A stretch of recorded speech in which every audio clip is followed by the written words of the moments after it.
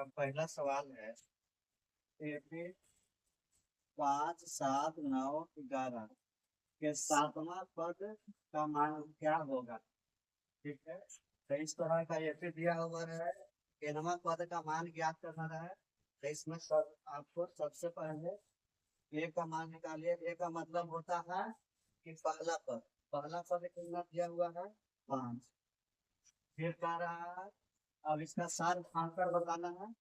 सबसे सार अंतर निकाल लीजिए। तो सार अंतर का फॉर्मूला होता है दूसरा पद माइनस पहला पद। तो दूसरा पद कितना है, दूसरा पद है 7 और पहला पद है 5। तो 7 - 5 के लिए फिर कितना हो जाएगा 2। उसके बाद है कि nवां पद जो का पद क्या, nवां पद n की जगह पे कितना हो 7। इसका फॉर्मूला होता है टी एन बराबर होता है A plus N minus 1 into D. अब फार्मूला के अकॉर्डिंग इसको सेट कर देना है। एन के जगह पर हमको कितना रखना है 7। अब ए के जगह पे कितना रखेंगे 5।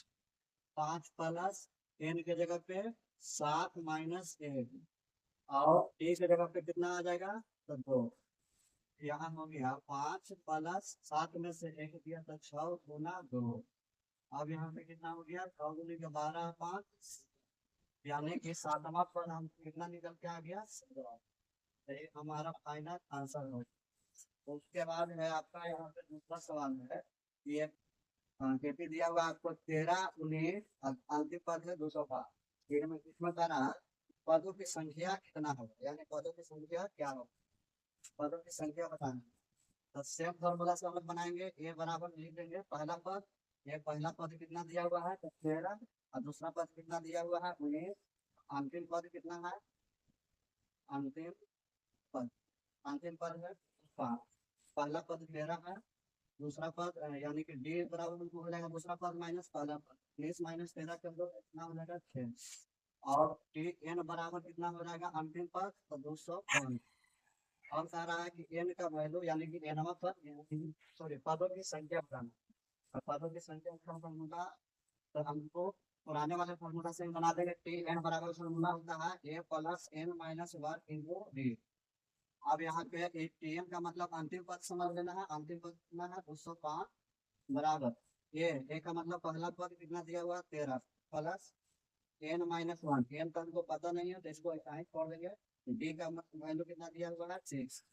अब इधर 13 प्लस ये दोनों प्लस में है तो इसको रहने देंगे और इसको इधर माइनस में कर देंगे। 205 - 13 बराबर n - 1 इंटू 6। कोई दिक्कत, कोई दिक्कत नहीं। 205 में से 13 गया कितना बचेगा 5 में से 3 गया था तो यहाँ 20 में से 1 गया था 19 बराबर हो जाएगा n - 1 इंटू 6। अब यहाँ देख लो 6 इधर गुना में है, इधर आएगा तो क्या हो जाएगा भागा में। 192 बटा 6 बराबर हो जाएगा n - 1। अब यहाँ पे 6 से इसको काट दीजिए तो 6 3 18, यहाँ 1 और 2 6 दूनी के 12 यानी कि 32 बराबर n - 1। इधर -1 इधर है, इसको इधर लेके आ जाएंगे तो ये आ जाएगा प्लस में। तो 32 प्लस 1 बराबर हो जाएगा n, यानी n बराबर कितने निकल के आ गया 33। इसमें आंसर आपका कौन सा हो जाएगा, आंसर हो जाएगा डी।